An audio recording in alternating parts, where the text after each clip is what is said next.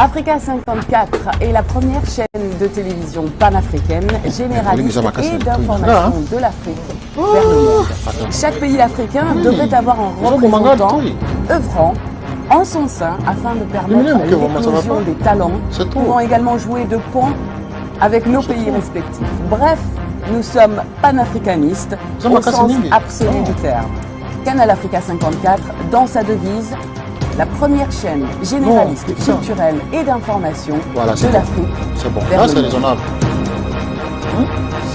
Ça peut te rater. Canal Africa 54 will give to Africans and Afro-Caribbean what they have long been waiting for. Expression of their own voice alongside the Western media and elsewhere in the globe. We aim to make the channel professional, sophisticated, contemporary. This channel will offer to viewers a unique experience in digital broadcasting. Our broadcasting and creative departments are dedicated towards having a constant flow of interesting and exciting programs. By using the most sophisticated methods of production, we aim to provide programming which is second to none, developing and enhancing the digital TV services throughout interactive mediums.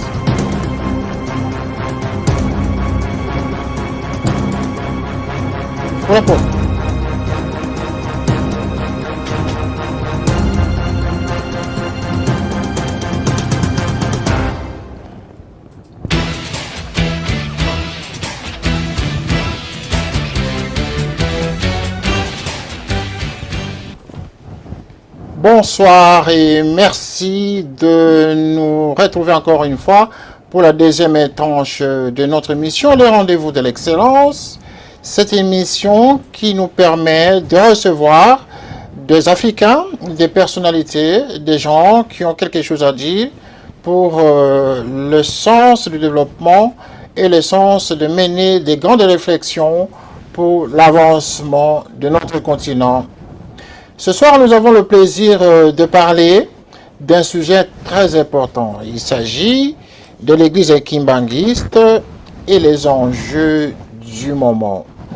Sur ce plateau, nous avons un invité spécial qui n'est pas avec nous sur place, mais qui est en Suisse et qui va essayer de réfléchir avec nous sur cette thématique très importante, qui est d'ailleurs très attendue par la plupart des Africains qui nous suivent pour le moment, car les Africains, pour le dire, pour la plupart en tout cas, ont perdu le sens des us et coutumes.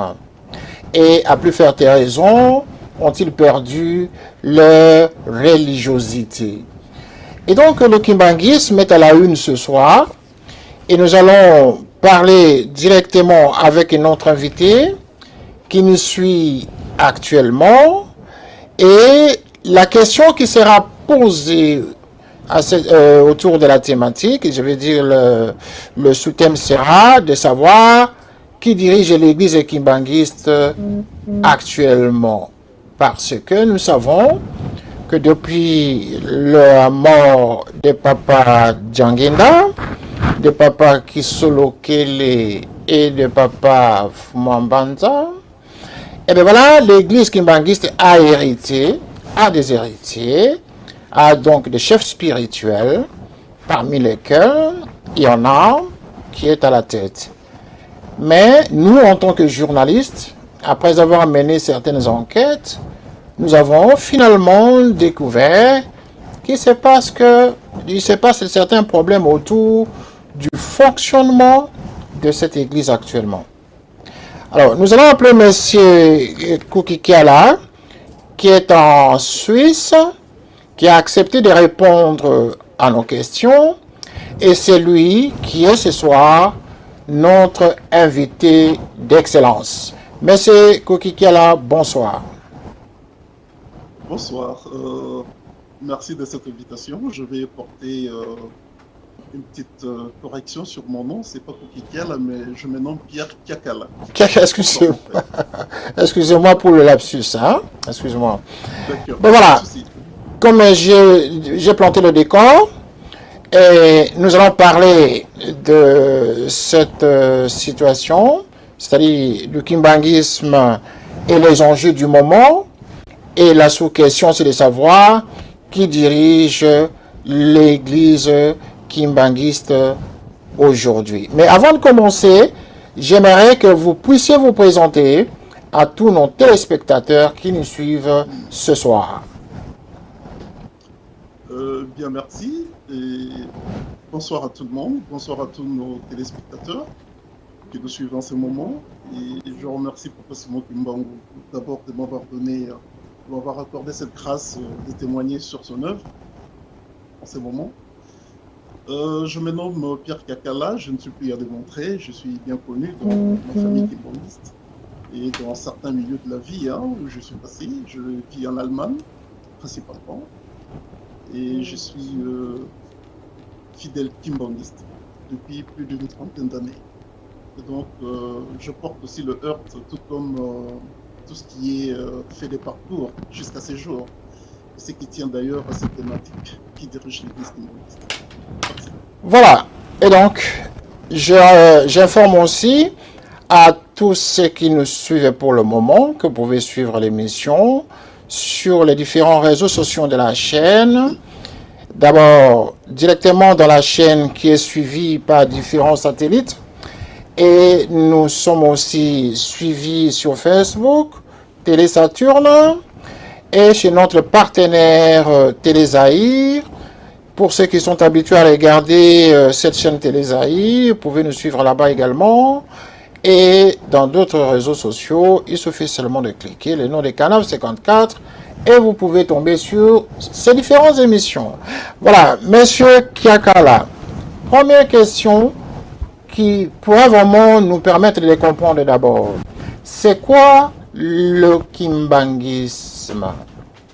Est-ce que le kimbanguisme est une église à la forme que l'on connaît, ou serait-il, je vais dire le kimbanguisme, serait-il une secte? Merci beaucoup pour la question. C'est une question, n'est-ce pas, du commun des mortels, des contemporains, de fidèles qu'on appelle des fidèles kimbanguistes comme nous. Le kimbanguisme est plus qu'une religion d'abord, parce que d'abord c'est un messianisme bibliquement positionné, et tout comme dans le prophétie du Christ. Et depuis même l'aube du monde, depuis l'aube de temps, l'église kimbanguiste avait déjà son existence dans les périphéries cosmiques ou dans les périphériques de la première période que nous dirons la période initiale où Dieu a créé l'homme. Le kimbanguisme déjà existait, mais c'était à attendre après de milliers d'années pour qu'on puisse vivre ces messianismes. C'est un messianisme qui est inscrit dans la parole de Dieu. Et il y a beaucoup de prophètes qui ont annoncé des signes qui couvrent l'existence de l'Église. L'église kimbanguiste n'est pas une secte, loin de là. Si on arrive à parler de l'église kimbanguiste comme une secte, ça c'est tout simplement une conspiration contemporaine contre cette mission de Papa Simon Kimbangu, qui est le consolateur promis par le Seigneur Jésus-Christ, et qui répond à toutes les normes, et d'ailleurs qui est en dimension et sa réalisation du développement intégral de l'homme, et surtout faire vivre dans l'homme la divinité qu'il avait perdue à la chute de nos aïeux, Adam et Ève. Voilà, donc l'église kimbanguiste n'est pas une secte, le kimbanguisme c'est tout un messianisme. Et c'est le messianisme de millénaire, si vous voulez. On est prêt à vous l'expliquer en large. Merci. Alors, vous dites que le kimbanguisme n'est pas une secte, c'est donc une église à la forme traditionnelle, comme l'église catholique, église protestante. Vous le classez dans quelle catégorie là? Nous sommes membres du Conseil écuménique des églises d'abord, le COE, ce qui signifie que nous sommes au même pied d'égalité que toutes les églises qui se respectent. Donc les standards des églises qui doivent être respectés, portant le message du Christ. Mais ce qui est supérieur aux autres, c'est parce que l'église kimbanguiste est plus qu'universelle. C'est-à-dire que c'est une église qui renferme en elle toutes les préoccupations, toutes les préoccupations de tous les signes de temps qui ont été déjà inscrits dans la parole de Dieu. Nous avons vécu de guerres, de famines, de moments difficiles, les faux prophètes sont sortis, et nous continuons à courir avant d'autres faits. Il y a l'amour qui refroidit aujourd'hui, il y a des temps difficiles, et tous les signes qui concourent au messianisme divin définissent bien le kimbanguisme. Vous le retrouvez dans l'église kimbanguiste. Il n'y a pas de conspiration contre Dieu, non. Il n'y a pas cette nonchalance de la parole de Dieu. Il n'y a pas cette trahison du christianisme, non. Et nous sommes une église universelle. Et cette église s'installe là, sur terre aujourd'hui, comme une église de millénaires où l'essor du monde entier dépend aujourd'hui de la santé, du fonctionnement de l'église kimbanguiste. C'est une église qui est, voilà, une église paradisiaque. C'est une église d'une religion révélée. Vous voyez, donc c'est pas une secte. Si ça aurait été une secte, nous n'aurions pas aussi connu cette hostilité coloniale contre la personne, le charisme, l'œuvre de Papa Simon Kimbangu. Déjà à l'époque coloniale, on n'était pas une secte. Et donc à l'époque contemporaine aujourd'hui, où il y a un foisonnement de ministères aujourd'hui, qui n'arriveront jamais à égaler la préciosité, tout le prestige évangélique qui entoure cette mission de Papa Simon Kimbangu sur terre. Lorsque vous dites à l'époque coloniale, on n'était pas une secte, qu'est-ce que ça sous-entend? Ça voudrait dire que Kimbangu lui-même avait fondé l'église pendant qu'il était encore sur cette terre des hommes, ou c'est son fils qui plus tard avait rassemblé des gens pour se remémorer des actions spirituelles de Simon Kimbangu? C'est une très bonne question, merci. Vous savez, quand on parle d'une église, c'est d'abord juste c'est un terme. Et si on réduit la mission de Papa Simon Kimbangu à une église, ça serait trop péjoratif. Je m'explique. Papa Simon Kimbangu est venu sur terre avec une mission bien précise, raison pour laquelle il est envoyé spécial. Vous savez, la mission de Papa Simon Kimbangu est une mission qui date depuis que les explorateurs venaient chercher où se trouvait cette meilleure catégorie judaïque où les Hébreux, où ils s'étaient déplacés dans le monde, pour qu'on retrouve, voilà. Alors, c'est une mission qui avait préoccupé d'abord les explorateurs avant que le missionnaire n'arrive. Les missionnaires qui nous ont apporté la Bible. C'est d'abord les explorateurs qui ont précédé le missionnaire. Vous voyez? Et pourquoi ils ont précédé le missionnaire? Parce qu'il y avait tous les signes du ciel qui étaient étudiés à l'époque, même avec le roi Henri IV, qui avait envoyé avec, c'était un triumvirat, la France, la Belgique, l'Italie, avec Rome au centre. C'était Rome qui dirigeait le monde avec ce type de catholicisme imposé.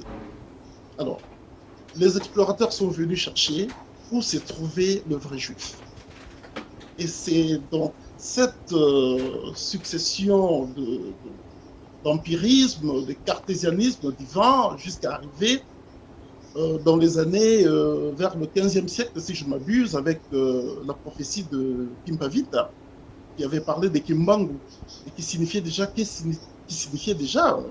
le mot Kimbangu, le nom Kimbangu, qui disait c'est lui qui ressuscite le mort.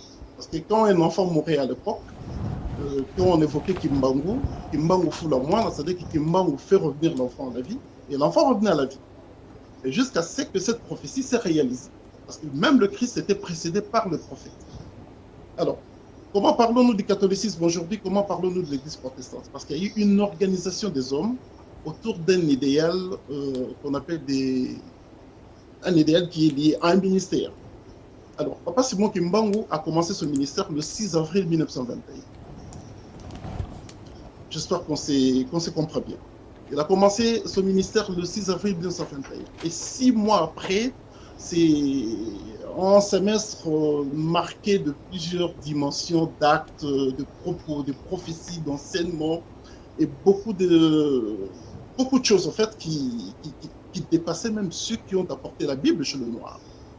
Alors, ils savaient bien qui ils sont venus chercher, parce qu'il y a plein de missionnaires qui sont venus, il y a des missionnaires qui sont venus comme de vrais chrétiens, il y a des missionnaires qui sont venus comme des politiciens, mais derrière l'habit missionnaire.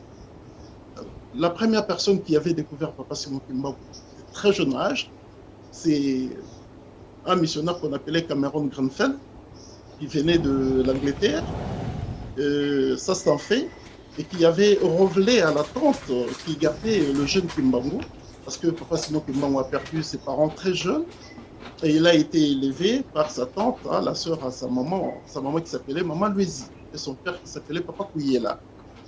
Alors, un jour, dans le sillage missionnaire de ces messieurs, parce qu'ils fréquentaient le village, ils cherchaient le jeune Kimbangu. Je suis en train d'entrecouper les choses, hein, parce que je ne connais pas vraiment le timing de l'émission. Alors, il est arrivé que le missionnaire Cameron Grenfell, qui était un missionnaire de l'église protestante, à l'époque on l'appelait BEMS, British Missionary Society, à l'époque, c'est ce qui est arrivé aujourd'hui à être appelé l'église protestante. Alors à l'époque coloniale, c'était BEMS. Alors, quand il est arrivé devant la tante de Papa Simon Kimbangu, il va révéler à la tante de Papa Simon Kimbangu, qui s'appelait Maman Kinzembo, qui lui dira, cet enfant, toute cette émulation de missionnaires catholiques, protestants, tout ce que vous voyez, c'est pour cet enfant que nous sommes venus. Et il a laissé un symbole à la tante de Papa Simon Kimbangu, Maman Kinzembo. Il lui a remis une canne, si j'ai bonne mémoire, il lui a remis une canne et il est parti. Comme je l'ai vu, moi je rentre, parce que ma mission est accomplie. Ça, c'est un premier fait. Un deuxième fait, il a partagé cette information même à la royauté d'Angleterre, et c'est ce qui a fait qu'il y avait un autre missionnaire parmi les missionnaires protestants de BEMS, qui s'appelait Erickson.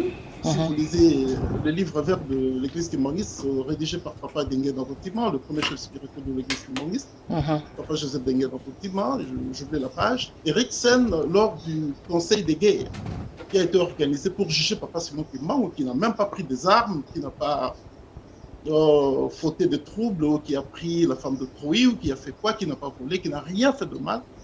Rien que sa dimension dans l'évangile qui lui ressemblait à lui-même, c'est vraiment, il était la vérité. Donc voilà.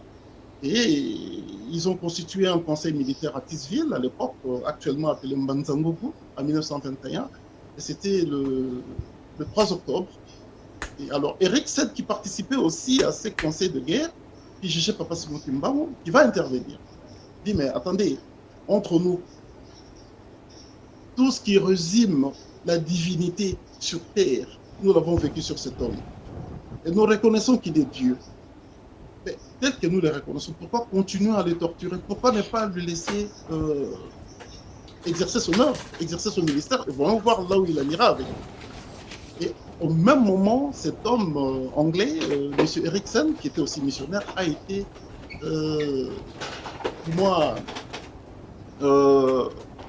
on l'a retourné en fait en Angleterre pour dire, écoutez, toi tu n'es pas de nôtre, parce que tu commences à prendre la part de Simon Kimbangu.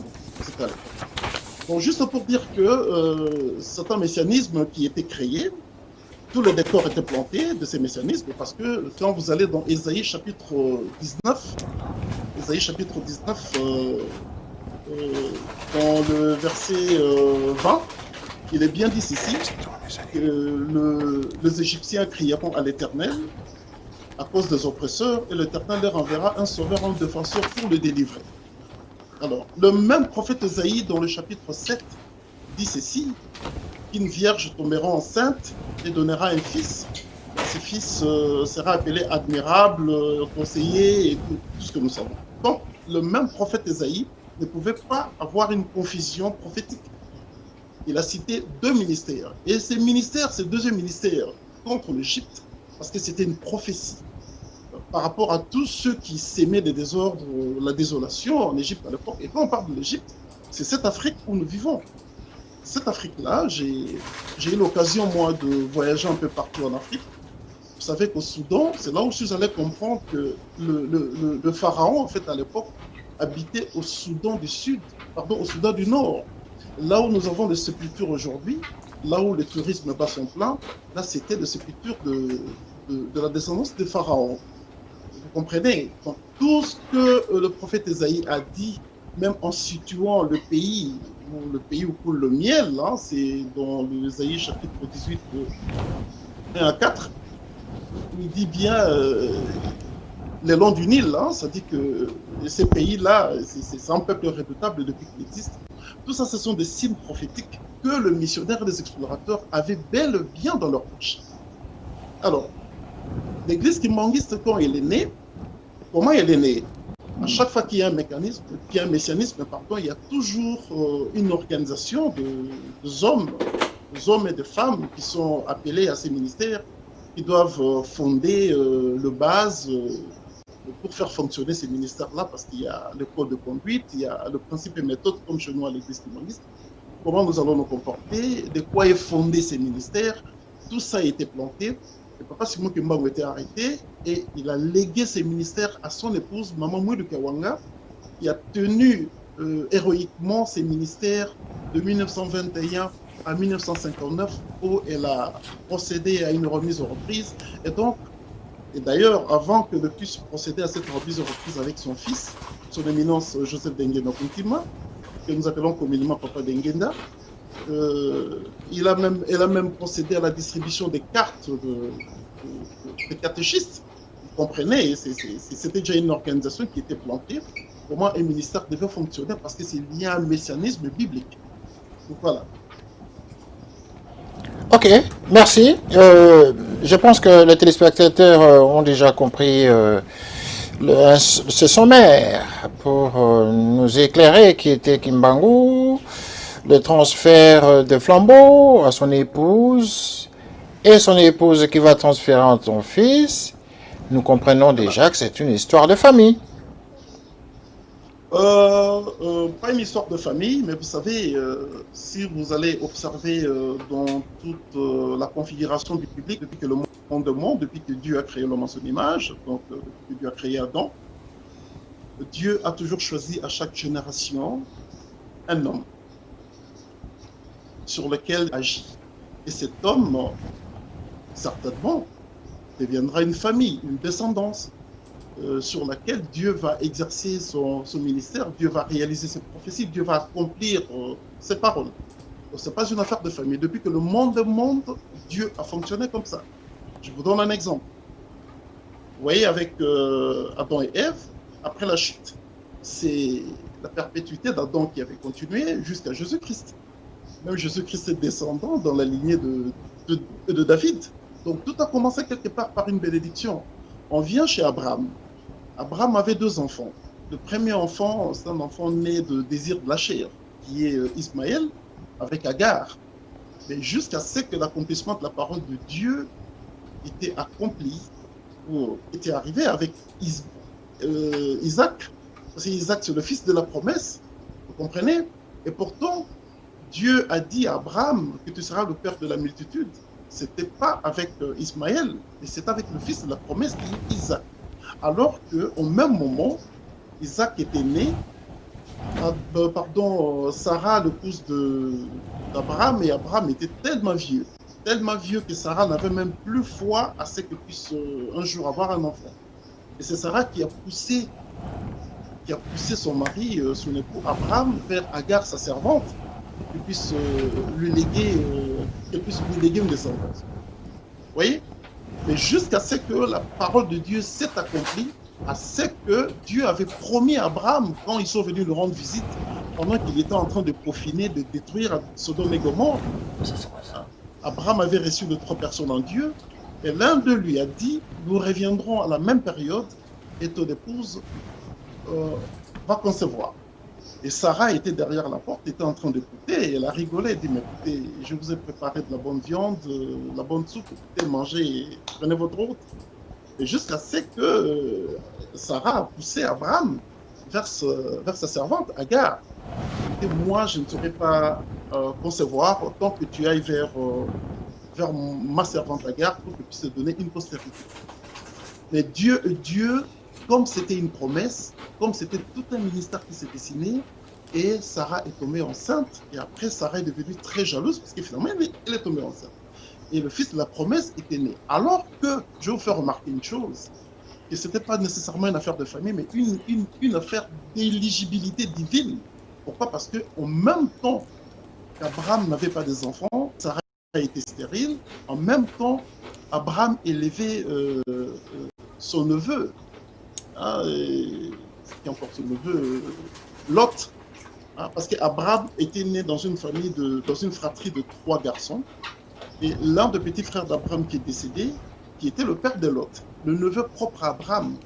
Mais pourquoi Dieu n'a pas légué la mission à Lot, ou bénir Lot pour que Lot puisse continuer, parce que Dieu est un Dieu d'amour? Mais non, Dieu est un Dieu d'ordre et d'harmonie, c'est un Dieu qui dit et qui exécute, et c'est un Dieu qui dit et sa parole s'accomplit. Et ce qu'il avait promis sur Abraham devait s'accomplir. Et Sarah, qui était toute sa vie durant 100 ans stérile, a fini par avoir un enfant, qui est Isaac. Donc ce n'est pas juste une affaire de famille, c'est une affaire d'éligibilité. Vous descendez même sur Noé. Noé était élu. Noé n'était pas la seule personne qui existait à son époque. Il était dans une société évoluée, il y a des gens qui s'est mariés, des gens mettaient leur fille et tout. Mais quand Dieu a choisi Noé, ce qu'il a légué comme mission à Noé, c'est accompli. La raison pour laquelle toi et moi nous sommes en vie aujourd'hui. Si Noé n'était pas élu par Dieu, qui allait construire l'arche? Certainement une autre personne qui allait le faire, mais c'est Noé qui était élu à cette tâche-là. Et c'est enfin, lors de la fin du déluge, il n'y a eu que 8 personnes, Noé, sa femme, ses 3 fils, Sem, Cam, Japhet, et les 3 épouses de ses fils. Donc, il n'y a eu que 8 personnes sauvées après le déluge, du monde entier.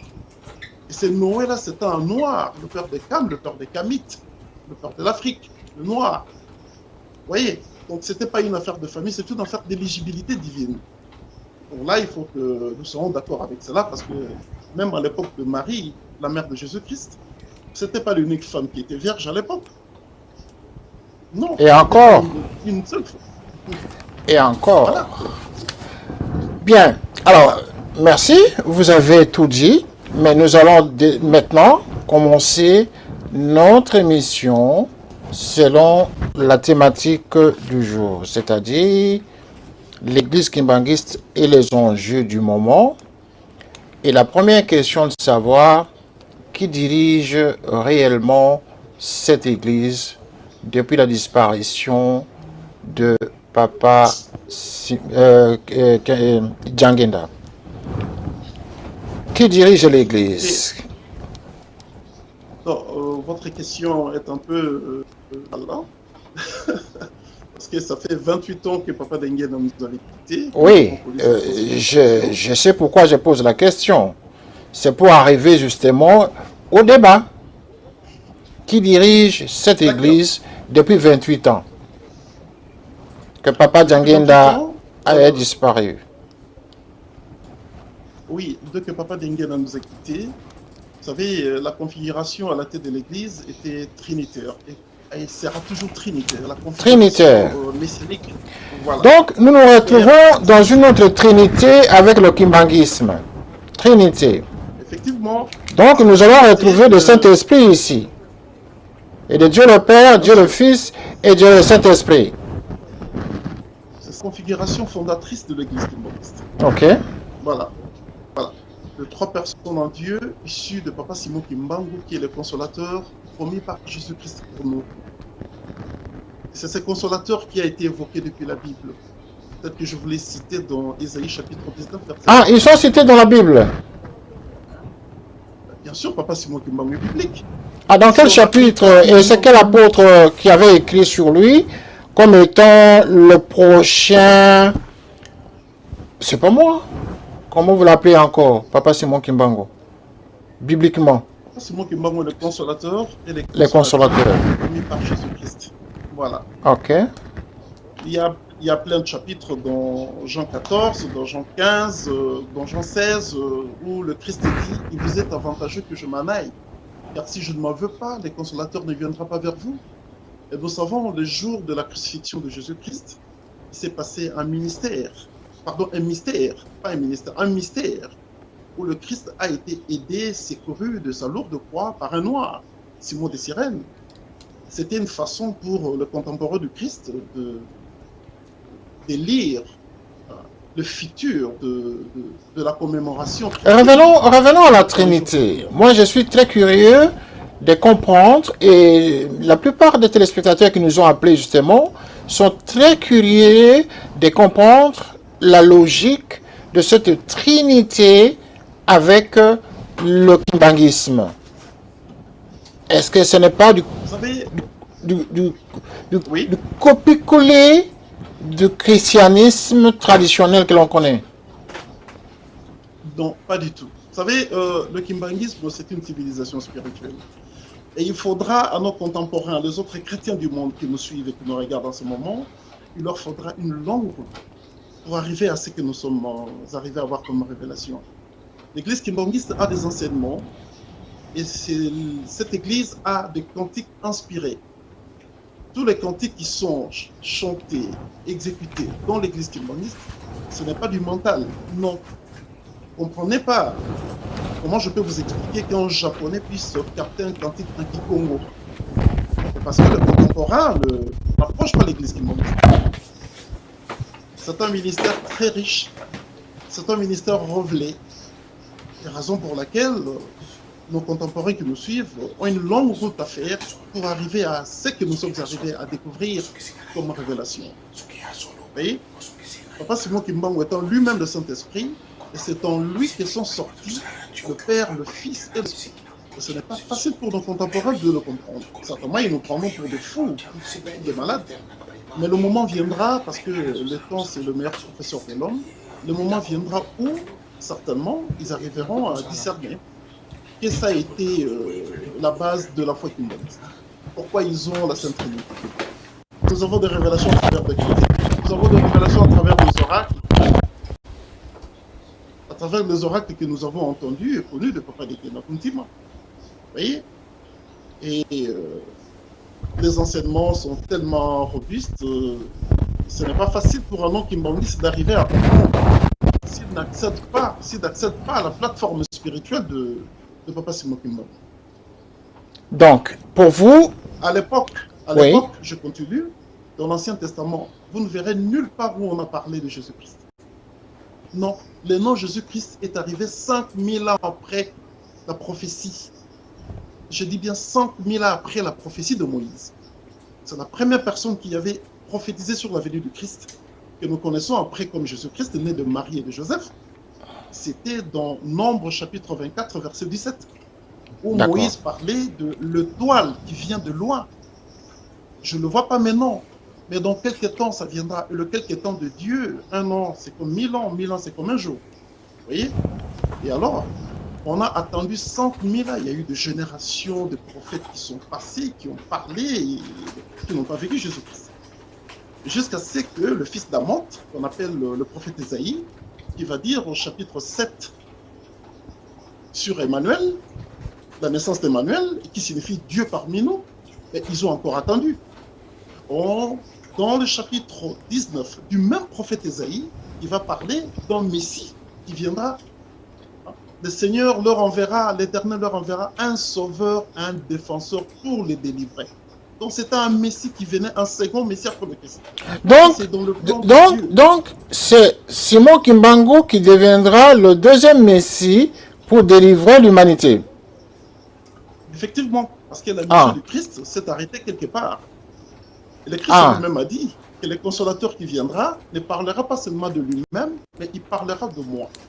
Il est venu pour l'humanité ou il est venu pour le peuple africain, le peuple noir? Exceptionnellement pour le peuple, particulièrement pour le peuple noir, là où il est sorti. Parce il fallait préciser cela. Voilà. Papa Simon Kimbangu est venu pour délivrer l'homme noir, parce qu'il dit, la Bible le dit bien, les défenseurs et les sauveurs dans l'humanité noire en Afrique, parce que c'était le peuple opprimé. Vous voyez? Et c'est ces signes-là que le contemporain de Christ n'a pas pu, du moins, comprendre. D'accord. Comment un Simon de Cyrène, un noir, va venir prendre la croix du Christ jusqu'à Golgotha Et c'est à Golgotha que le Christ dira tout est accompli. Mais jusqu'aujourd'hui, les chrétiens ne peuvent pas comprendre qu'est-ce qui est accompli. Les gens s'approprient le Christ sans réellement discerner ce que voulait dire le signe. Qu'est-ce qui a rapproché les deux? Pourquoi on a forcé Simon des Cyrènes? Simon des Cyrènes était un bantou. Il est venu de la Nubie. Il est venu de la Nubie. À l'époque, l'Afrique n'était pas encore amorcelée par le colon. Les colons n'existaient même pas. Donc, on vivait en grappe humaniste, dans les clans, les tribus. C'est comme ça qu'on vivait. C'est-à-dire que quelqu'un peut quitter Kinshasa et aller faire son champ là où se trouve la Libye aujourd'hui. C'est là où se trouvait la Nubie. Et d'ailleurs, il était bantou parce qu'il cultivait la terre. Ça, c'est d'autres aspects historiques que nous pourrons évoquer après. D'accord. Les gens doivent comprendre que la Bible, c'est une vaste forêt. Il faudra y aller mollo mollo. Avançons. Alors, maintenant, on a compris sommairement la genèse de cette histoire. Maintenant, dans quelle catégorie placez-vous Simon Kimbangu? S'il faut le comparer à Jésus, dans quelle catégorie? Vous savez, quand Dieu vient sur terre, il s'est défini certaines fonctions et certains fonctionnements. Je vais aller vite en besogne pour revenir à Papa Simon Kimbangu. En 1969, les astronautes américains avaient visité Kinshasa. Je ne sais pas si vous êtes au courant de l'histoire. C'était au mois d'octobre, si je m'abuse, c'était, je pense, le 21. Ils ont passé 3 jours à Kinshasa, du 21 au 23 octobre, en 1969, si je m'abuse. Les astronautes de la navette spatiale Apollo 11, ces Américains qui sont allés sur la Lune. C'est une histoire que les Congolais connaissent et qui font semblant et qui font fi de l'avoir connu parce qu'ils doivent sauver leurs petites affaires qu'ils gèrent dans le ministère de l'évangélisation vulgaire aujourd'hui, ou pas vulgaire dans le sens péjoratif, hein, ça dit que cette évangélisation qui se plante n'importe où. Les astronautes sont arrivés sur la Lune et ils vont trouver un noir. Ils appelaient au Cap Kennedy, entre le Cap Kennedy ou le Cap... oui, je pense que c'était le Cap Kennedy, là où était basée la centrale qui surveillait l'évolution de cette planète. Et ils ont appris de ces astronautes qui étaient déjà sur la Lune et qui disent « Ah, we saw a black ». Nous avons vu un noir. Un noir. Et les gens qui étaient ici sur Terre se disent, mais attends, vous devenez malade parce que vous venez de fouler la Lune ou quoi? Vous voyez? C'est comme l'avait dit Luc dans le chapitre 21. Le signe de cieux était accompli pour comprendre qui est qui vient sur Terre. C'est partant des astres. Même le Christ était découvert, était géolocalisé en suivant un astre. Et cette fois-là, le maître des astres lui-même est allé sur la Lune sans scaphandre. C'est ce qui a mené les astronautes américains, quand ils l'ont vu, ils ont pris des photos et ils ont parlé. Il leur a dit, écoutez, venez me chercher chez moi, sur Terre. Et les astronautes, en venant à Kinshasa, étaient accueillis par le président Mobutu, le fait président Mobutu. Je ne vous raconte pas n'importe quoi, cette histoire a été vécue. Moi, j'étais très jeune, mais je savais. Alors, quand ils sont arrivés, ils ont cherché à voir le président Mobutu. Le président Mobutu qui a dit, mais quel honneur vous nous faites de venir visiter le pays de l'authenticité. Il dit, maintenant nous sommes venus chercher quelqu'un. Et vous êtes venus chercher quelqu'un, et Mobutu, avec tout ce qu'il avait comme armature de pouvoir. Voilà. Bon, vous êtes venus chercher quelqu'un, c'est qui? Et lui ont montré la photo. Connaissez-vous cette personne?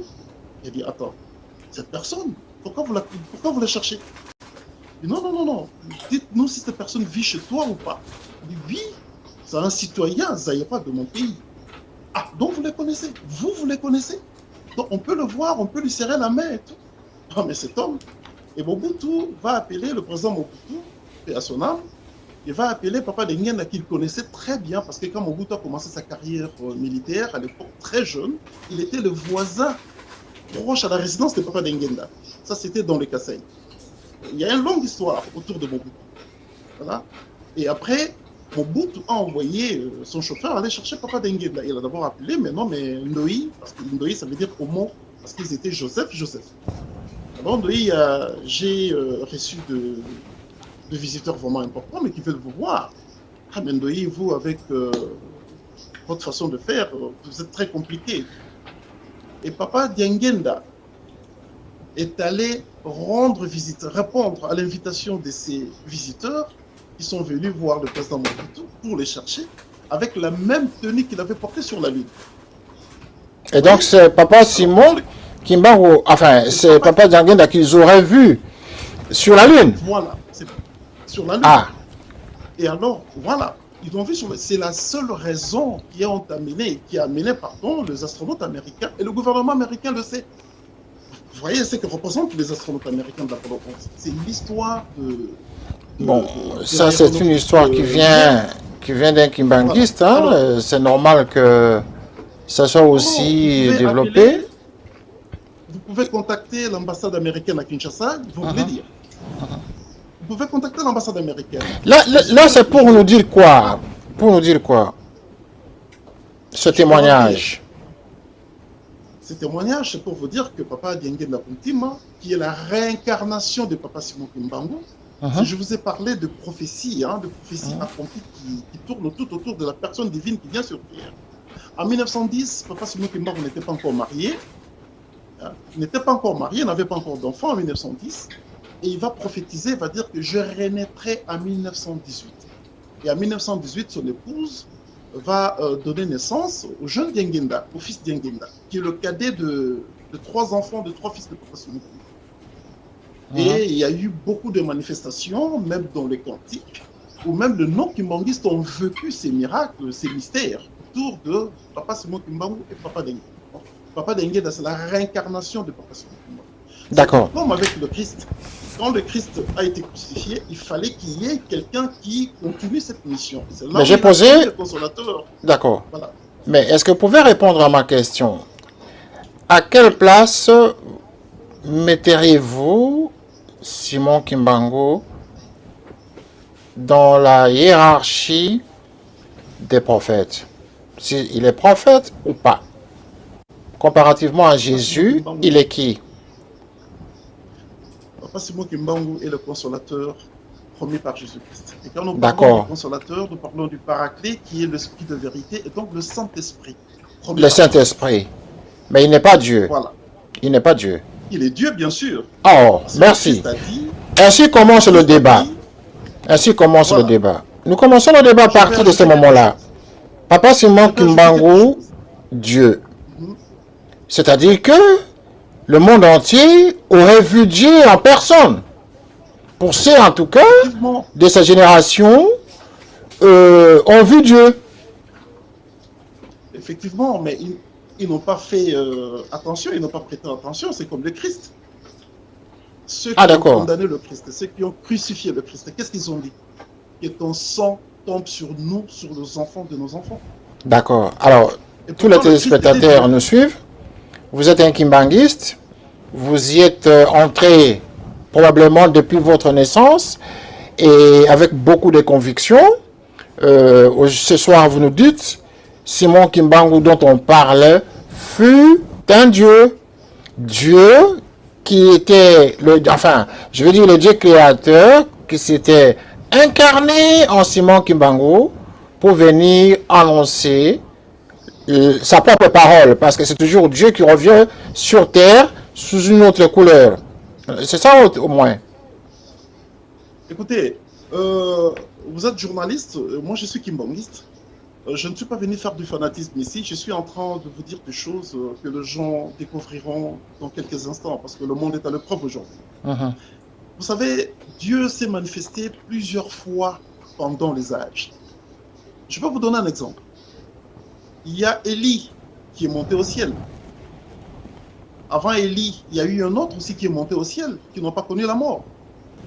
Jusqu'à ce qu'il devait revenir, renaître et laisser le corps dans la terre. Parce que Dieu ne peut pas se contredire avec sa parole. Tu es terre et tu seras enterré dans la terre. Tu retourneras à la terre. Vous voyez? Donc Dieu, Élie, le Dieu créateur, Élie est monté au ciel. Le Dieu créateur. Élie est monté au ciel. Oui, excusez-moi de vous interrompre.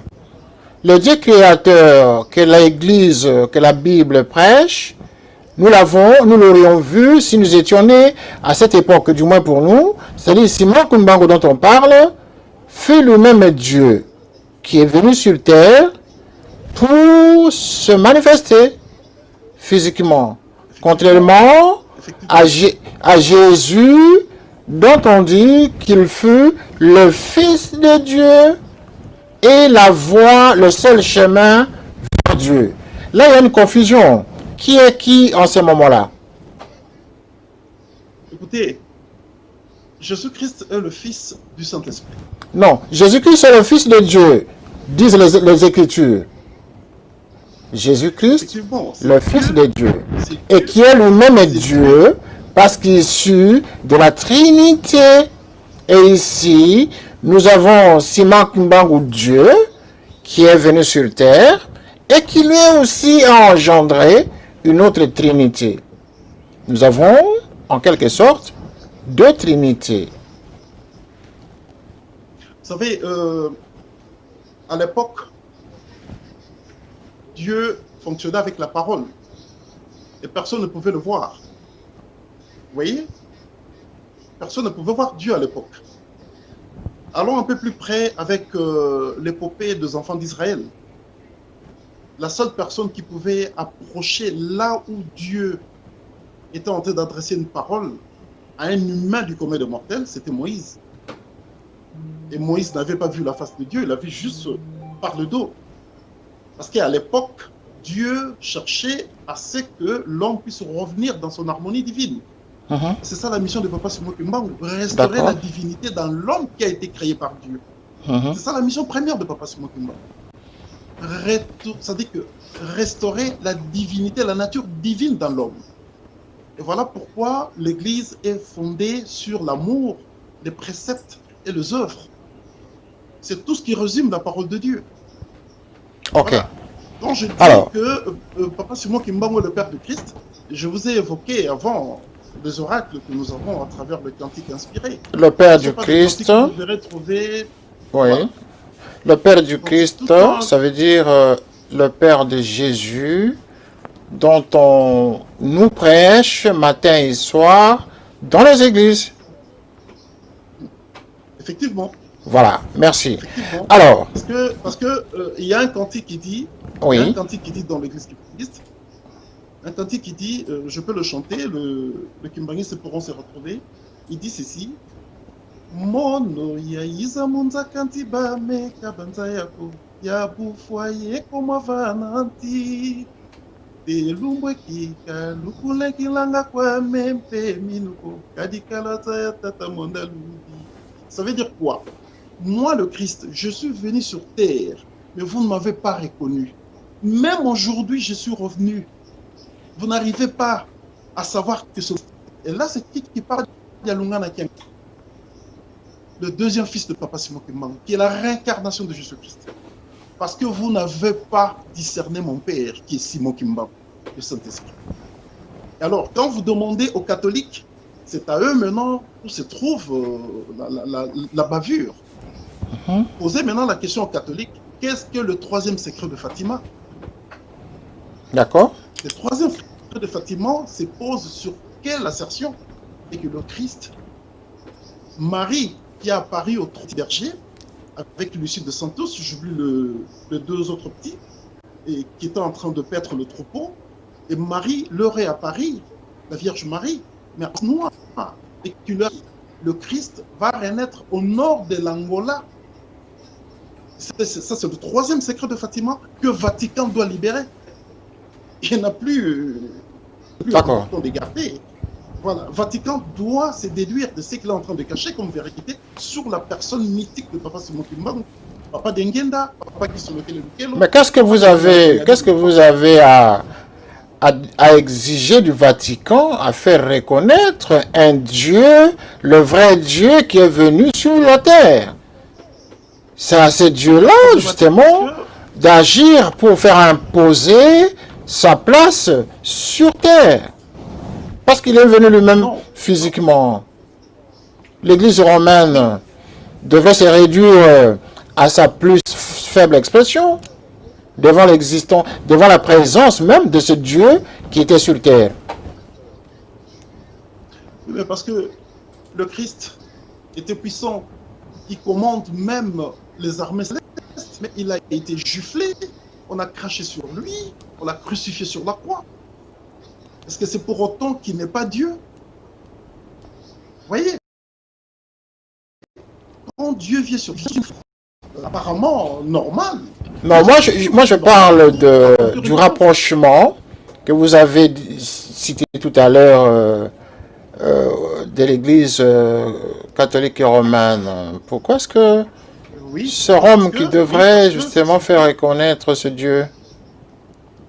Non, je n'exige pas du Rome, mais je dis qu'ils ont une situation qui gère, qu'ils ont un secret qu'ils doivent libérer au monde et qui peut éveiller les consciences spirituelles dans l'humanité entière. Mais non, mais si Dieu lui-même est venu sur une terre qui s'appelle aujourd'hui, vous l'appelez la Terre Sainte, en RDC, dans le village d'Nkamba, ben, pourquoi est-ce que justement il faut que l'Église catholique fasse de témoignages ou de reconnaissances internationales ou universelles pour faire reconnaître le vrai Dieu? Oui, parce qu'ils c'est de la même chose qu'ils ont fait à Christ, c'est la même chose qu'ils ont fait aux prophètes de Dieu à l'époque. Qui? Il y a eu toujours une mission sur la personne divine sur terre. Qui? Il y a toujours eu une conspiration. Non, vous dites qui a fait quoi là? Quand vous dites que c'est la même chose qu'ils ont fait. Oui, quand Dieu vient sur terre, quand Dieu descend sur terre, il vit toujours une conspiration. Il ne peut pas être compris parce que les gens étaient déjà dans une thématique du mal. Les gens étaient déjà dans le péché. Et il fallait faire en sorte que l'homme revienne vers Dieu pour qu'il soit sauvé. Et c'est pourquoi Dieu a envoyé des prophètes jusqu'à ce qu'il a envoyé. Vous pouvez lire ça dans Matthieu chapitre 21, dans la parabole des vignerons. Jusqu'à ce qu'il a envoyé son fils. Ils l'ont amené en dehors de Jérusalem, mais ils l'ont tué. Vous voyez? C'est ça. Et c'est la même logique pour tout celui qui prendra cette scaphandre, cette enveloppe humaine en tant que Dieu sur terre. Papa Simon Kimbangu a souffert plus que le Christ. C'est que Papa Simon Kimbangu a vécu, le Christ ne l'a pas vécu. Simon Kimbangu a vécu 30 ans dans une petite cellule de 1,20 m sur 80 cm. Les photos sont là. Et le site est là, le Bumbashi, au Katanga. Personne. Mais dans l'entretemps, Papa Simon Kimbangu avait sa dimension physique, dimension divine. Vous ouvrez la prison, vous le trouvez en prison, mais entre-temps, au même instant, on vous évoque que non, Papa Simon Kimbangu est en train de guérir, de ressusciter le mort, de prêcher, à des milliers de kilomètres. Et c'était à l'époque coloniale. Alors Christ, à son époque, il avait une prison spirituelle, jusqu'à 30 ans, il ne pouvait rien faire. Vous voyez, Simon Kimbangu pouvait se déplacer avec son corps physique, en même temps, dans un autre lieu, en même temps, il est dans la prison. Et donc, il ne peut pas être un homme normal. Alors, voilà. Monsieur... Il y a beaucoup de manifestations, où il a montré, il a démontré qui il est. Et merci. Il peut être Dieu. Merci, monsieur. C'est la Bible le soutient, et voilà. Ok. Je pense que nous allons reprendre l'émission dans quelques 2 minutes, le temps d'une petite interruption, et nous allons revenir, mais ne quittez pas l'antenne, monsieur Kiagala, parce que c'est vous qui êtes notre invité d'excellence ce soir. Nous allons revenir après un break de 2 minutes. Merci.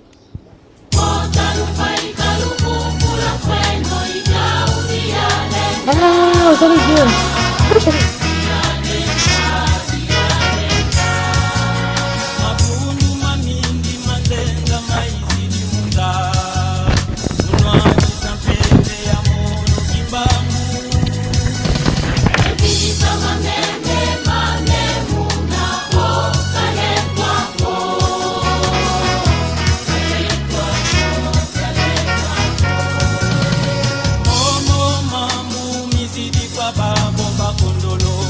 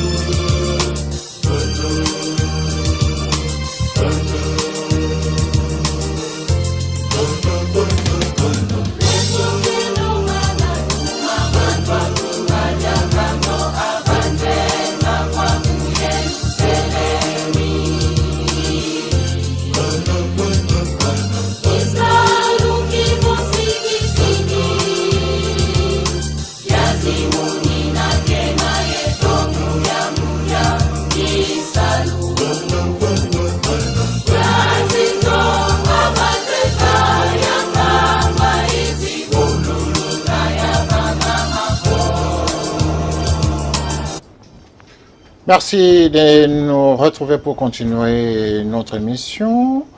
C'est déjà un échange, très bon enfant que nous faisons ce soir avec Monsieur Kiakala, qui est kimbanguiste et qui nous explique la situation de l'église kimbanguiste aujourd'hui.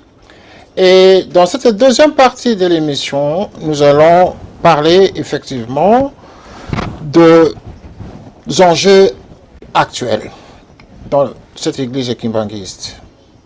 Monsieur Kiakala, est-ce que vous pouvez nous expliquer concrètement?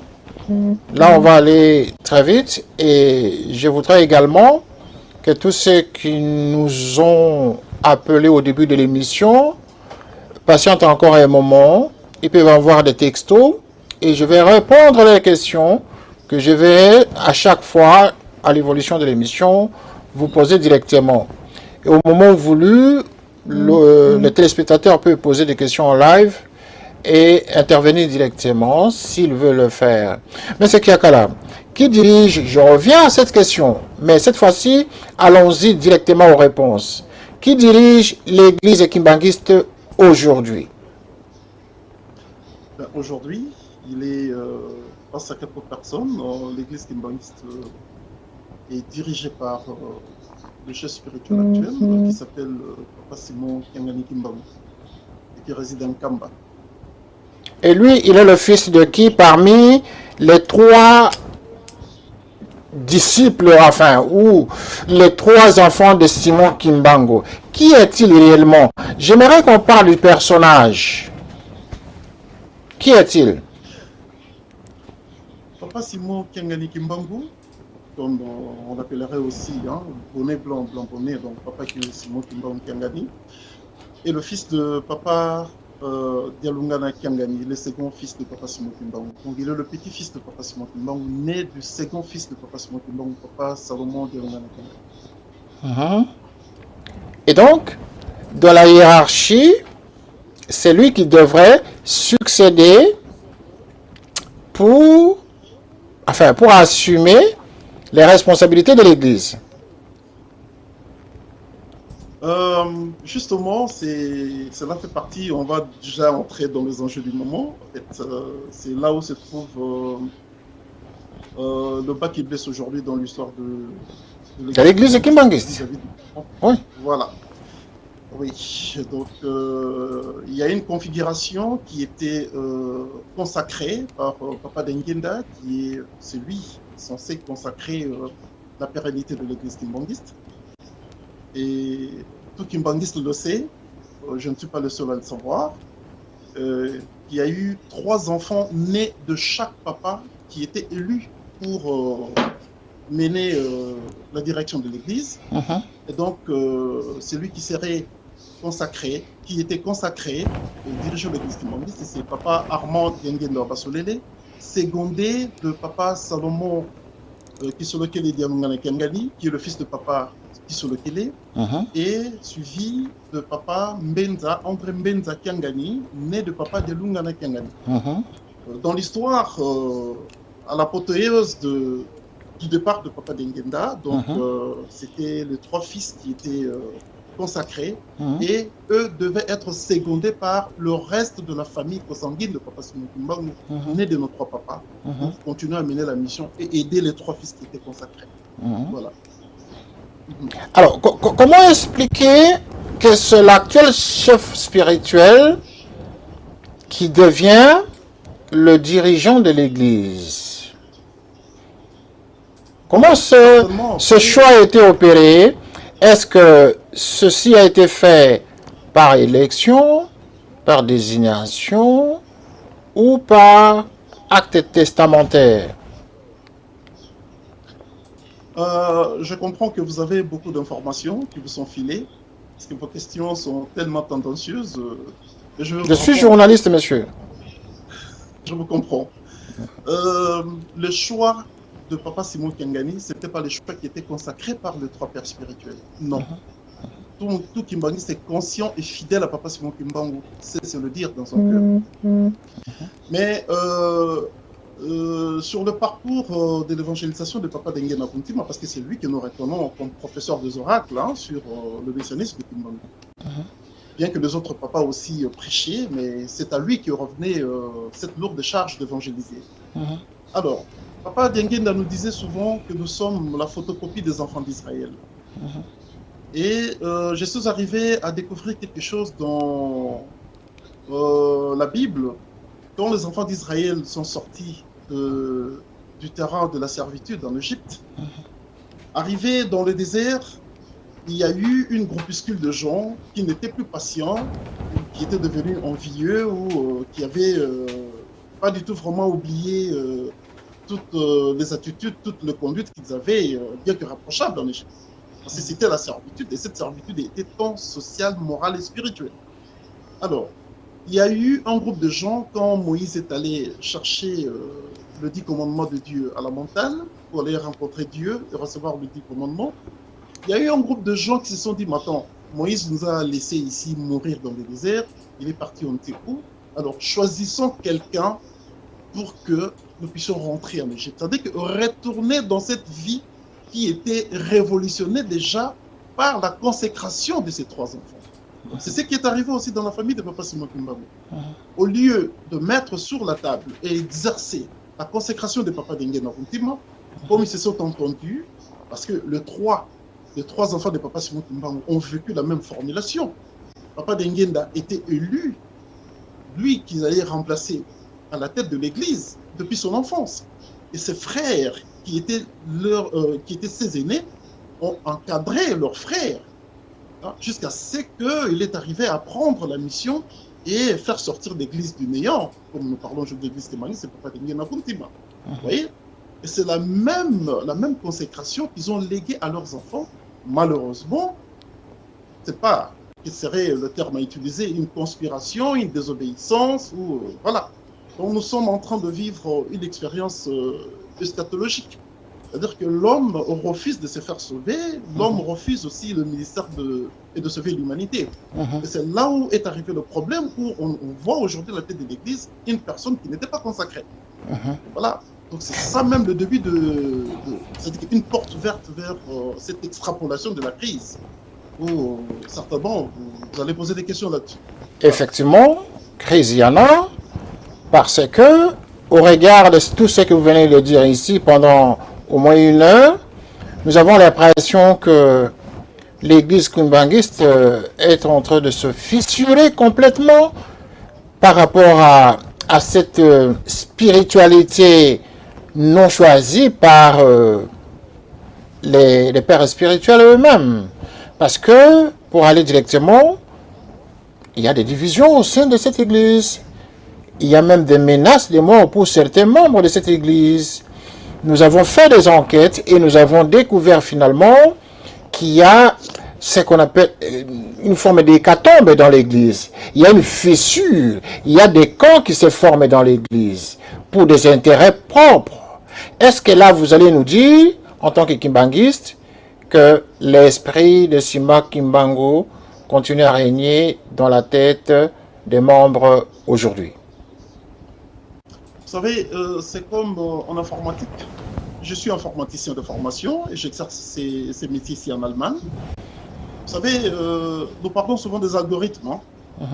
C'est-à-dire que ce sont des étapes formulées afin d'arriver à accomplir une tâche.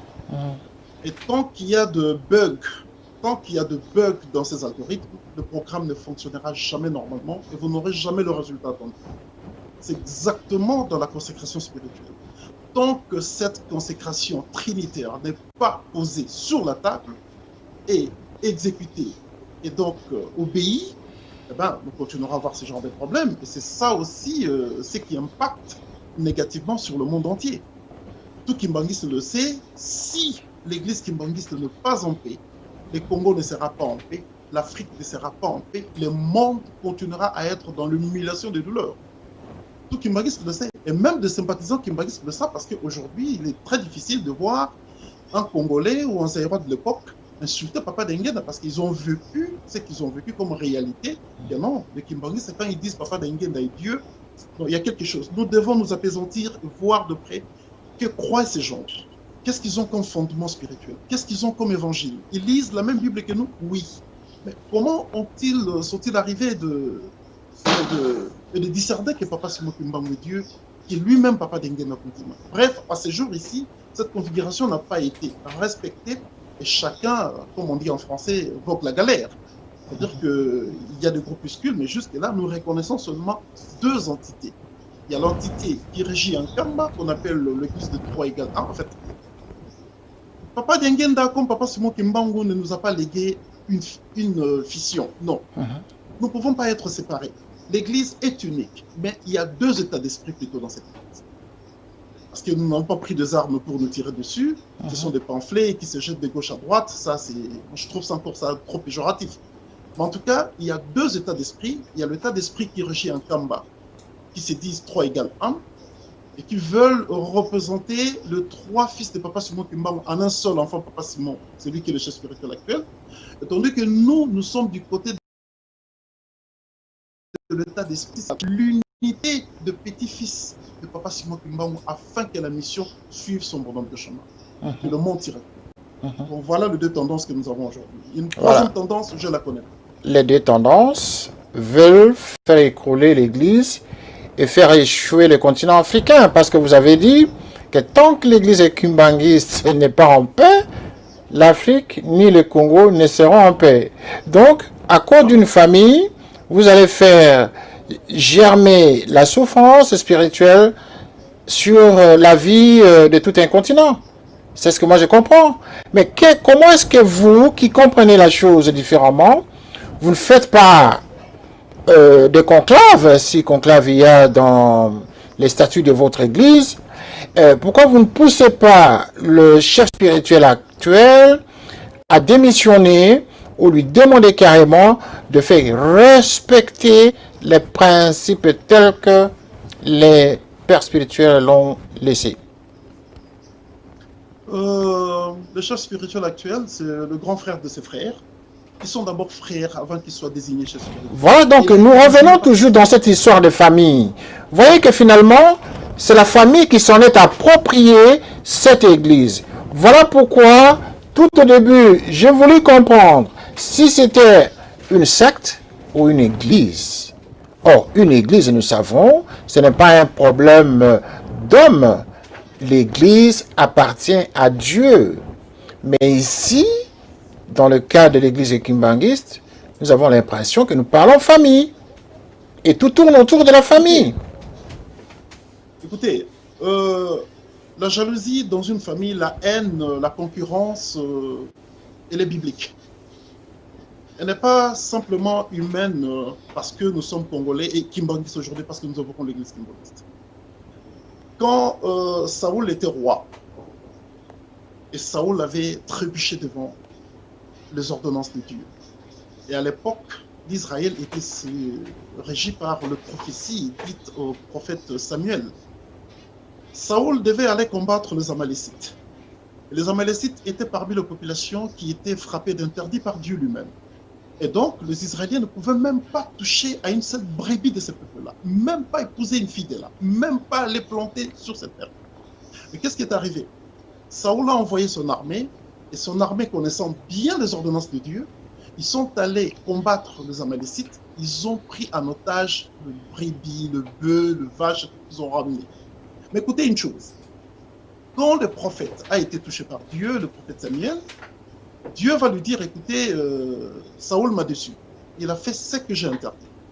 Et quand le prophète Samuel est arrivé auprès de Saoul, rien qu'en entrant dans la cour royale de Saoul, il entend de voix de brebis et de vaches et de bœufs qui n'étaient pas la voix de brebis d'Israël. Voyez un peu, juste pour vous donner un visage des choses. C'est-à-dire que quand nous parlons de la famille, et c'est ce jour-là que David, le roi David, était élu pour remplacer Saoul. Mais le roi David n'était encore qu'un petit garçon, peut-être d'une dizaine d'années, qui était en train de perdre le troupeau. Et le prophète Samuel a dit à Isaïe, pas Isaïe, Isaïe, le père de David, c'est aujourd'hui chez toi, Isaïe, que sortira le roi d'Israël. Et le père de David va dire, écoutez, Seigneur, parce qu'il appelait le prophète Seigneur, parce que c'était le représentant de Dieu sur pied. Il dit, Seigneur, mais nous avons déjà un roi, béni par Dieu, le roi Saoul, notre roi. Comment de ma maison pourrait sortir encore un autre roi? Il a présenté ses fils qui étaient des beaux, des élégants, des grands. Écoutez, regardez Aminadab, regardez celui-là, regardez celui-là. Saoul, pardon, le prophète Samuel a prié et Dieu a dit non, il n'est pas parmi ces jeunes-là. Et il a posé la question à Isaïe, tu n'as pas un autre garçon? Oui, mais celui-là est trop jeune. Allez me le chercher. Je ferai ce que Dieu veut que je cherche. Parce que Dieu voit l'intérieur et l'homme se contente de l'extérieur. On est allé prendre David qui est arrivé et quand il a prié, le signe était accompli que c'était David. Jusqu'à ce que David a grandi pour remplacer le roi Saoul. Donc l'affaire de famille, ne prenez pas ça sur un niveau péjoratif. La famille de Papa Simon Kimbangu est sacrée. Parce que Papa Simon Kimbangu est saint. Une famille sacrée? Une famille sacrée? Oui. Avec ces comportements-là? Je pèse bien. Avec ces comportements? Écoutez, justement, c'est ce qui fait que cette église, correspondant à cette famille, doit être unie et sainte. Pourquoi? Dès qu'on a mis ce qui est contraire à la volonté du Saint-Esprit, et voilà les conséquences que nous avons aujourd'hui. Alors, c'est tout simplement ça. J'ai un livre. Je suis en train de lire un livre ici qui m'a beaucoup inspiré, où Papa Diangenda avait dit ceci. Il dit, les papas et les mamans, je n'ai pas de propos spéciaux à vous adresser. Dans les jours à venir, au cas où nous ne sommes plus dans ce monde, car nous sommes de passage, nous étions en séjour. Au cas où on vous demanderait, papa, au moment de son décès, que vous est-il dit? Regardez seulement tout ce que je vous ai dit au jour le jour. Hier j'avais parlé, le jour de dimanche j'avais parlé, chaque jour je parle. Ce que je dis constitue notre recommandation. L'amour, la loi, le travail, l'amour, mais pas la division.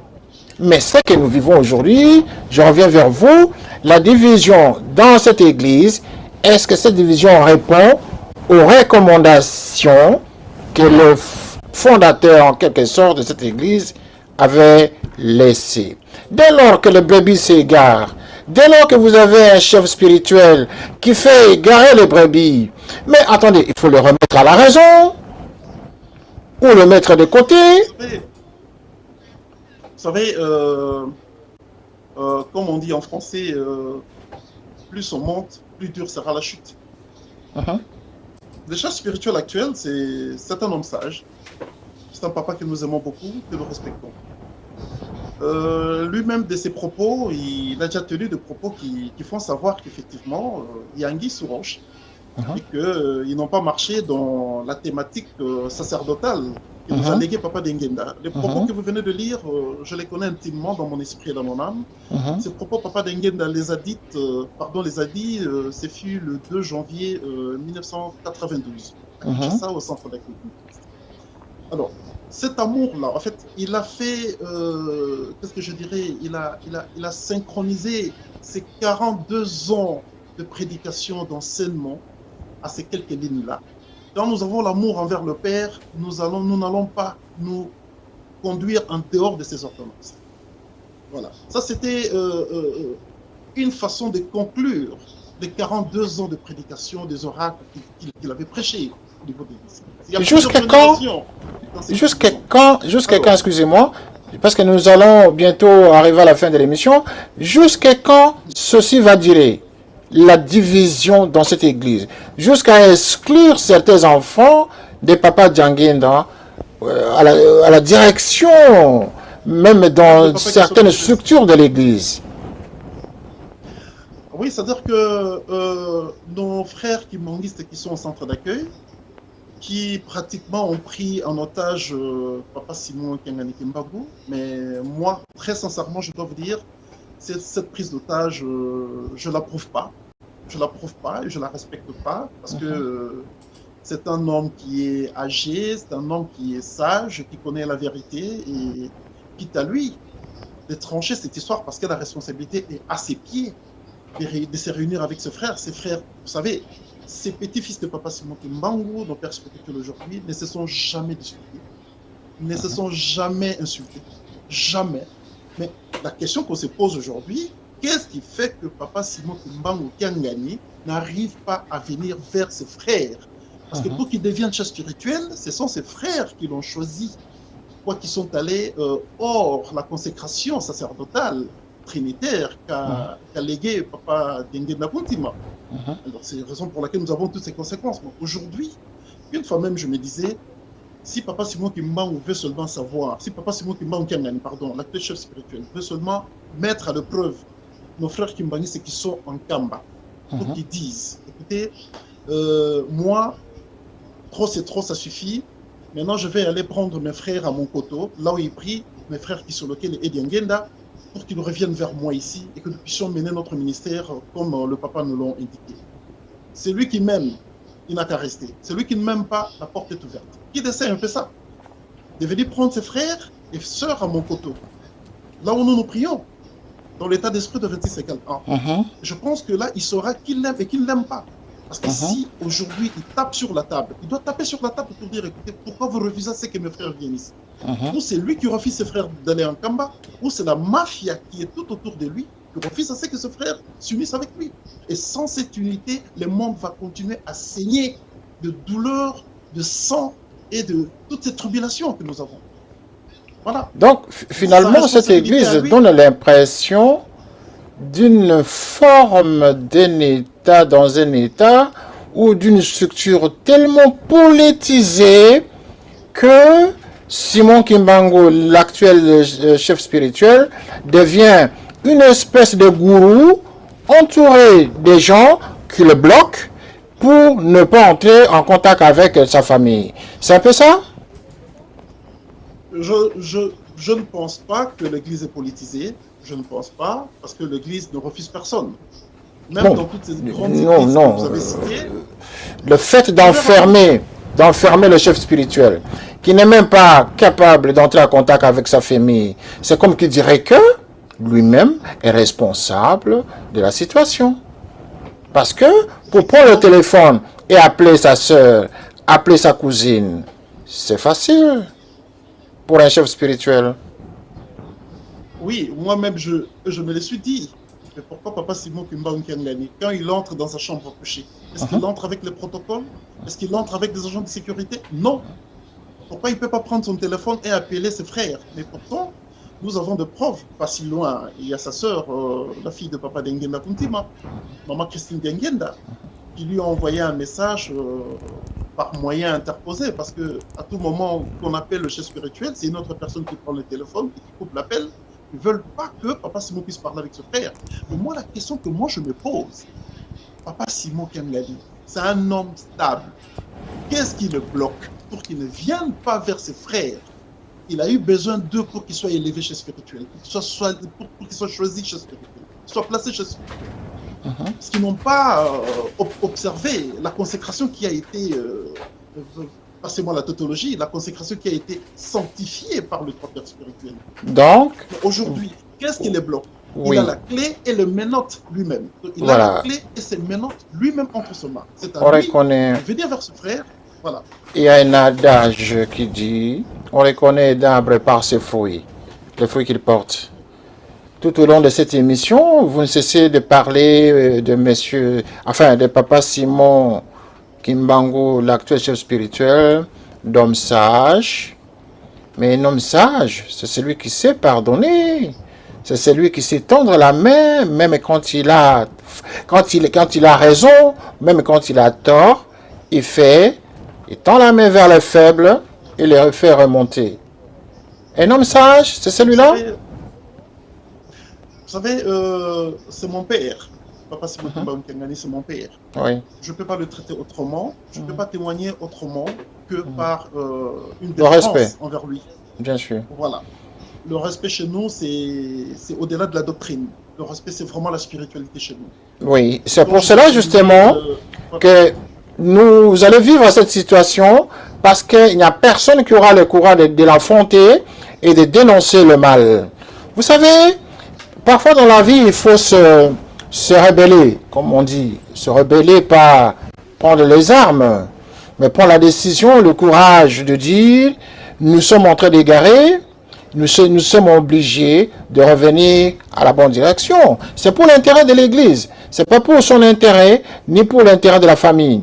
Si vous êtes cette Église et pendant des années, d'autres membres, des gens de différents horizons, qui croient à la spiritualité de Kimbangu, mais ces gens ne viennent pas pour vivre le spectacle que la famille offre. Vous découragez en ce moment-là la croyance des autres membres vivant même dans d'autres pays. Parce qu'il y a beaucoup de Kimbanguistes à travers le monde et qui suivent cette cacophonie. Parfois, je me dis, mais qu'est-ce qu'ils comprennent dans cette affaire-là? Est-ce que nous ne sommes pas en train de vivre le scénario des églises envoûtées, en quelque sorte? Non, non. Cette église ne peut jamais être envoûtée. Nous sommes une église qui a une très forte conduite de non-violence. Et nous, c'est le dialogue que nous prenons. Et quand nous demandons à Papa Simon de se rallier avec ce frère, c'est par un dialogue de fraternité. Ils sont d'abord frères avant qu'ils ne deviennent chefs spirituels. Il ne peut pas être un bon chef spirituel s'il n'observe pas la fraternité. Alors, quel est le vrai problème? Quel est le vrai problème? Les gens de Mokoto et les gens de Nkamba, quel est le vrai problème? De quoi ils se disputent en fait? Quel est le nœud du problème? Je pense que je vous ai expliqué le nœud du problème qui est cette désobéissance à la consécration trinitaire oui. De ces trois lignées de petits-fils de Papa Simon Kimbangu. Et qui est derrière le chef spirituel? Qui l'a fait imposer? Qui l'a fait imposer pour qu'il y ait celui qui reste à la Terre Sainte, entre guillemets, excusez-moi, entre guillemets, Nkamba. Pourquoi c'est lui qui doit résider là? Et les autres sont à Mokoto. Qui est derrière Simon Kimbangu? Qui est derrière lui, le chef spirituel? Il s'appelle Simon Kimbangu Kiangani. Oui, qui est derrière lui? Qui l'a fait imposer jusqu'à lui donner le plein pouvoir? Jusqu'à écarter ses frères qui sont à Mokoto? Je pense qu'il est bien placé pour répondre à cette question, mais aussi ses frères. Parce qu'au moment où nous parlons avec vous, je sais que ses frères nous suivent. Ils sont devant leurs petits écrans, ils regardent ce que je suis en train de dire, ils écoutent ce que je dis.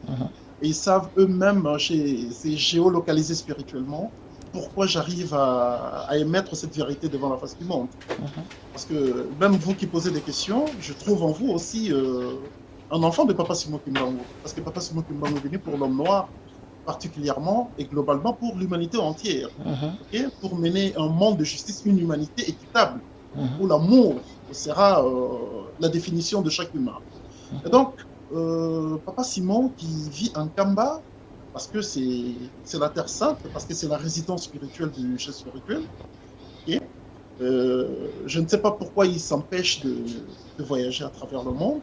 Je ne l'ai jamais vu, en tout cas en dehors du Congo, peut-être à Brazzaville, je ne sais pas, depuis 19 ans de crise. Ça fait déjà 19 ans que nous sommes en crise. Je n'ai pas vu Papa Simon aller en Belgique, en France ou aux États-Unis. Je ne sais pas réellement pourquoi il ne voyage pas, contrairement à ses pères qui ont survolé le monde entier, qui ont été dans les 5 continents du monde. Et Papa Dengenda s'est même retrouvé sur la Lune. Donc, on se pose bien la question pourquoi. Alors, quelque part, nous sentons comme s'il se méfie de rencontrer ce frère. Alors, c'est quoi le problème? C'est quoi la peur? Qu'est-ce qui les bloque? Alors, là, peut-être nous devons chercher certaines explications spirituelles par rapport à cela. Mais sinon, comme je vous ai dit, il n'y a pas eu un conflit ouvert comme ça, homme à homme.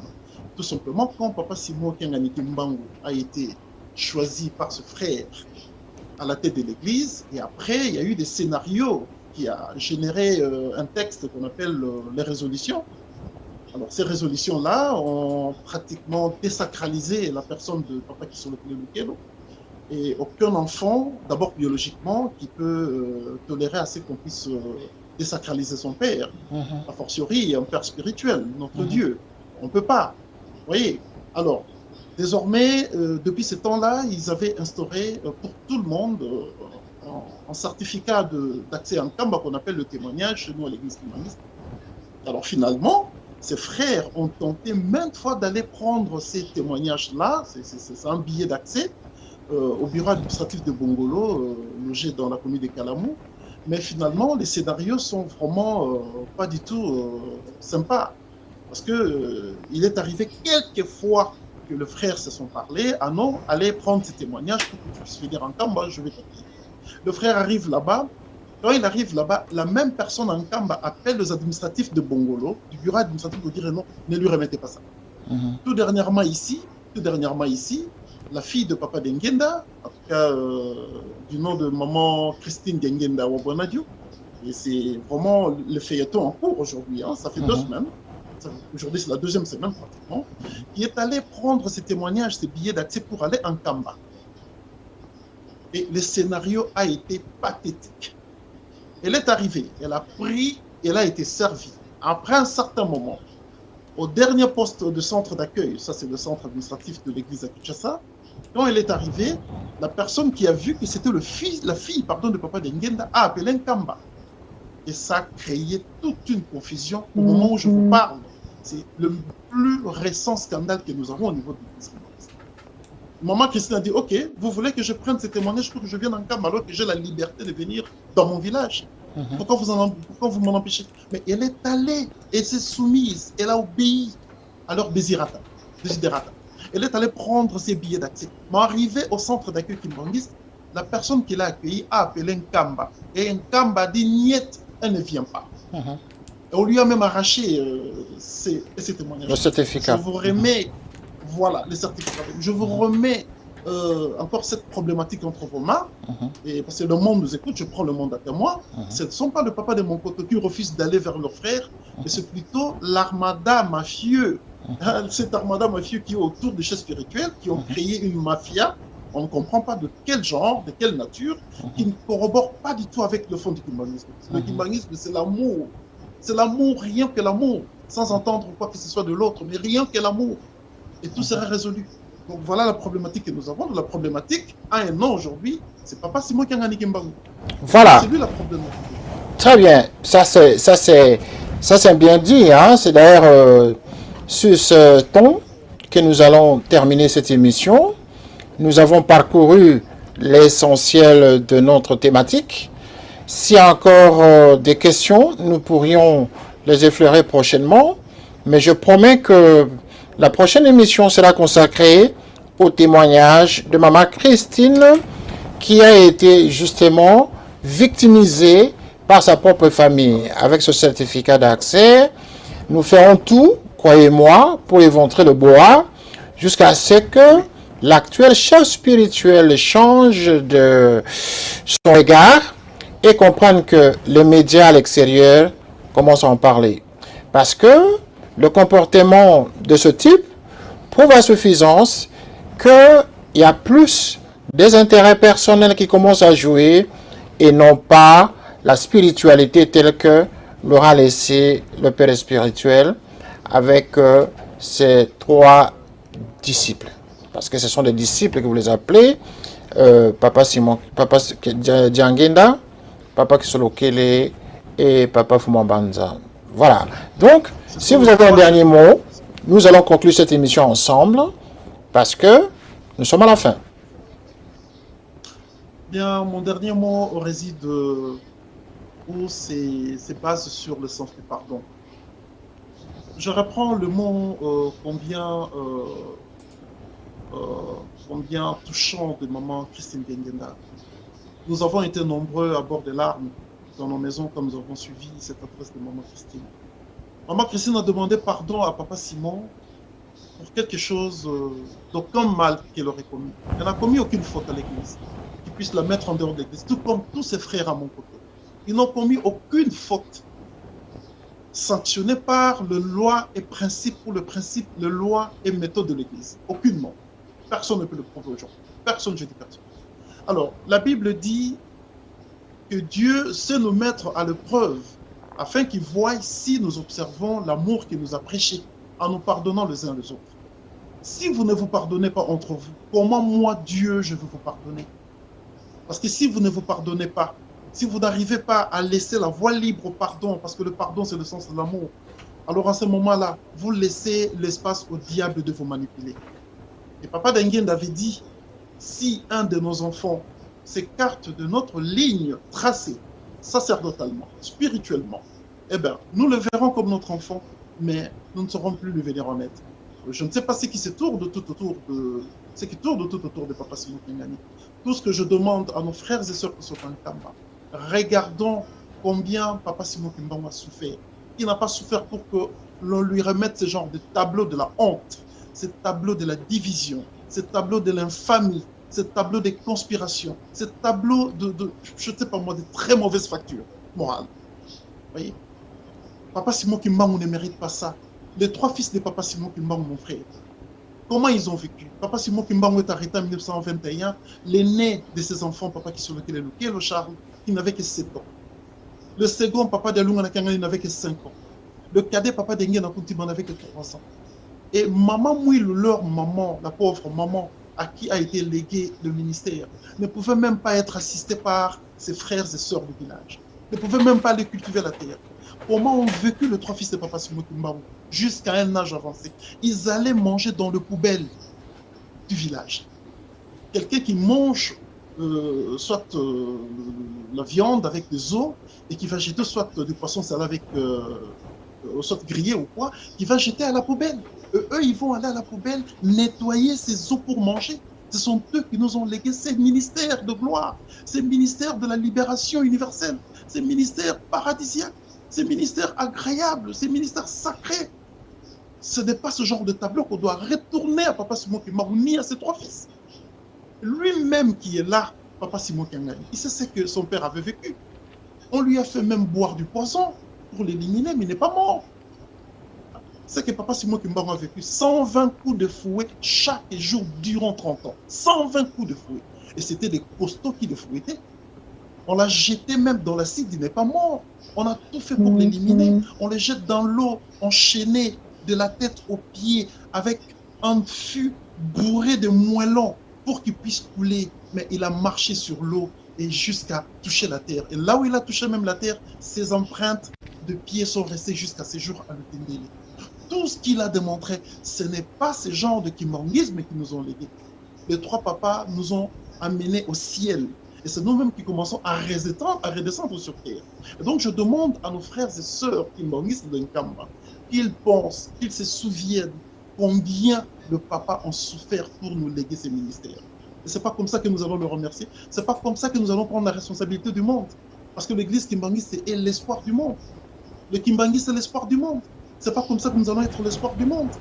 Ils se souviennent, parce que nous avons les cantiques, nous avons les oracles, nous avons les prophéties, nous avons les visions, et tout ce que ce monde va redevenir.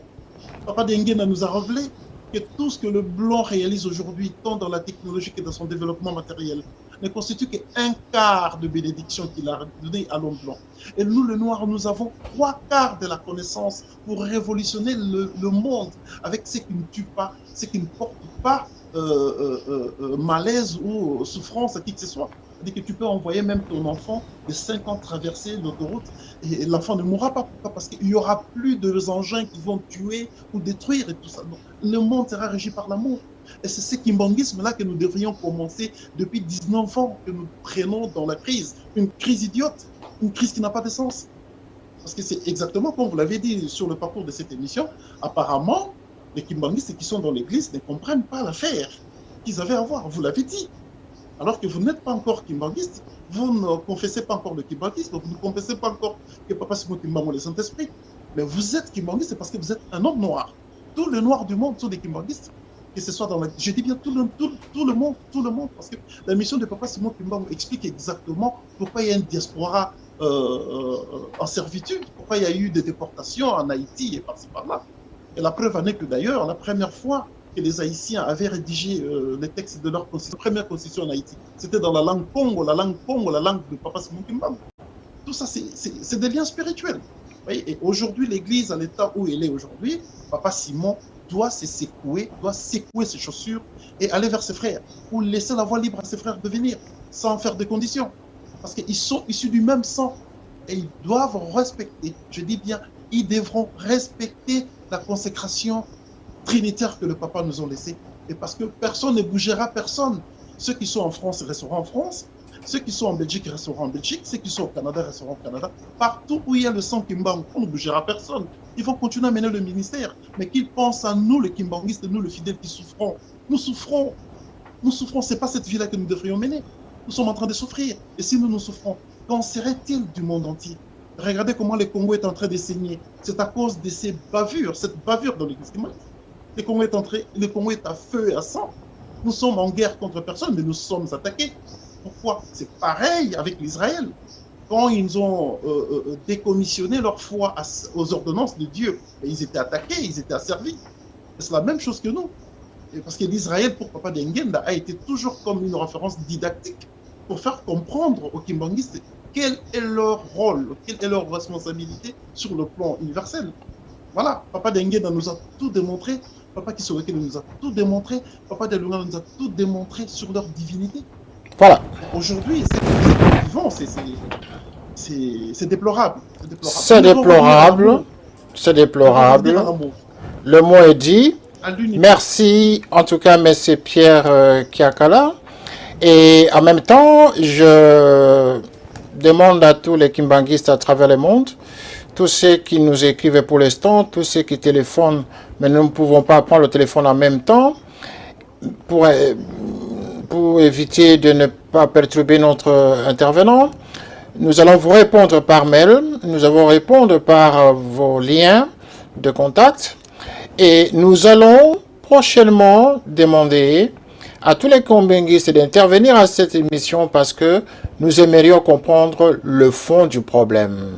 Qui voudrait rentrer qui dans le trou et qui voudrait rester au dehors du trou dans cette église? Tous les Kimbanguistes à travers le monde, je vous salue tout en vous disant tout simplement que l'église de Dieu doit être bâtie sur l'amour de l'autre et non sur l'amour propre, mais sur l'amour de l'autre. Et voilà, ce n'est pas une affaire personnelle, c'est une affaire de la communauté, des enfants de Dieu, de l'harmonie divine. De l'harmonie divine, comme vous le dites. Merci d'avoir suivi cette émission et nous allons revenir encore au courant de la semaine pour discuter de notre sujet. Pendant ce temps, notre rendez-vous est fixé avant la fin de la semaine avec maman Christine, la deuxième fille de papa Djangenda. Merci beaucoup et à très bientôt sur Canal Africa 54, sur le rendez-vous de l'excellence avec René Kitoko. Merci, à très bientôt.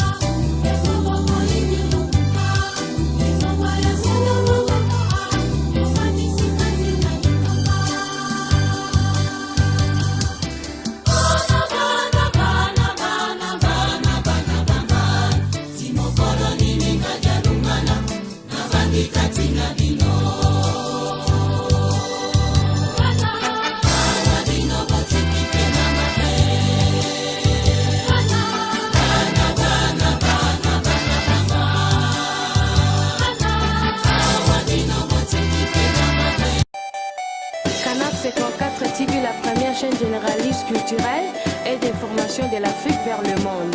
Canap 54, Canap 54, Canap 54, Canap 54 est la première chaîne de télévision panafricaine, généraliste et d'information de l'Afrique vers le monde. Chaque pays africain devrait avoir un représentant œuvrant en son sein afin de permettre l'éclosion des talents, pouvant également jouer de pont avec nos pays respectifs. Bref, nous sommes panafricanistes au sens absolu du terme. Canal Africa 54, dans sa devise, la première chaîne généraliste culturelle et d'information de l'Afrique vers le monde.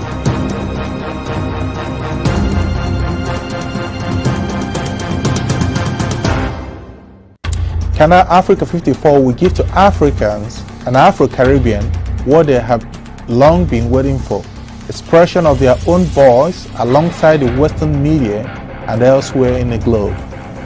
We aim to make the channel professional, sophisticated, contemporary.